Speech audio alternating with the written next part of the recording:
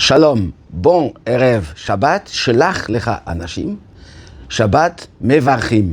Nous allons bénir le nouveau mois, le mois de Tammuz. Rosh Chodesh sera, si Dieu veut, le lundi et mardi.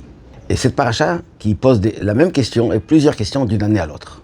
Imaginons un homme d'affaires qui envoie son directeur pour voir s'il explorait un pays où il peut ouvrir une nouvelle usine, faire encore beaucoup d'affaires.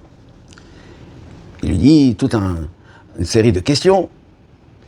Et l'autre, il revient, il dit « Monsieur le Président, on ne peut rien faire là-bas.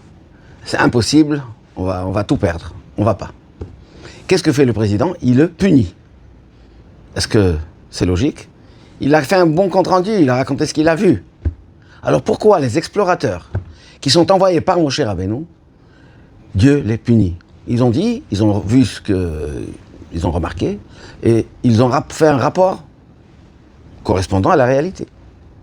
Eh bien, nous allons voir, bien qu'on l'a déjà parlé des années précédentes, une lumière nouvelle sur cette histoire fondamentale dans l'histoire du peuple juif, selon le rabbi de Lubavitch, dont la Hiloula sera jeudi prochain, le 3 Tammuz. Le rabbi explique que la Torah nous raconte, pourquoi elle nous raconte cette histoire qui est passée, qui n'est pas Dieu. Bon, les Juifs sont restés 40 ans dans le désert, ils ont fauté, ils sont restés. Mais rentrer une paracha tout entière dans tous ces détails, on voit les noms des explorateurs, etc., ça pose beaucoup de questions. Et l'enseignement surtout qui est pour nous. La question n'est pas si la terre d'Israël est bonne ou pas. Dieu nous l'a déjà dit. Il a dit à Abraham, à Yitzhak, à Yaakov, je vais donner une terre où coule le lait et le miel. Tout est là. Ça appartient au peuple juif depuis Abraham. Et les bénis Israël croient en Dieu, évidemment, puisqu'on est sorti d'Égypte, on a vu tous les miracles.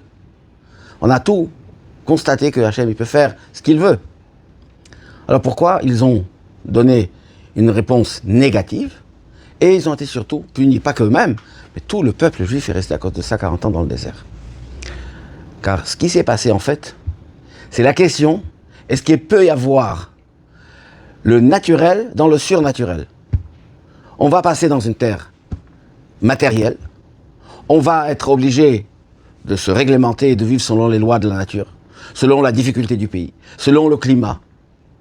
Et pourtant, la Torah elle nous dit, vous aurez tout, la pluie en son temps, l'abondance, la santé, la richesse. Alors il se demande, est-ce que c'est naturel ou surnaturel? Si c'est surnaturel, on reste dans le désert. Si on va dans un pays selon les lois naturelles, eh bien on doit se soumettre avec tous les aléas, les hauts et les bas.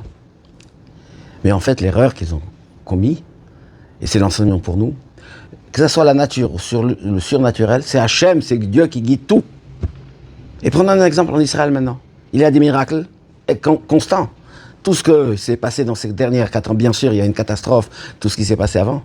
Mais la manière dont les choses se déroulent, c'est en même temps surnaturel et en même temps naturel. On a l'impression, bon, l'armée est forte, on descend tout ce qu'ils nous envoie, etc. Pas du tout. C'est tout à fait miraculeux. Selon tous les experts militaires, eux-mêmes disent que ce n'est pas naturel. Et pourtant, c'est dans la nature. Eh bien, c'est ce qu'Hachem il veut. Nous devons faire les choses selon la volonté divine. Manger kasher, respecter le Shabbat, réaliser toutes les choses que la Torah nous demande de faire, tout en étant dans ce monde matériel, pour le transformer, pour l'élever à la Kedusha, jusqu'à ce que viendra le Mashiach, où tous les soucis et tous les problèmes disparaîtront. Mais c'est ce qui doit bien être inscrit dans notre esprit. Qu'il n'y a absolument pas de contradiction entre la nature et le divin. C'est toute la nature, c'est pour réaliser la volonté divine. Alors faisons-le, et nous mériterons très prochainement la vraie venue du Mashiach entière avec le Shalom qui viendra avec. Shabbat Shalom ou Mevorach.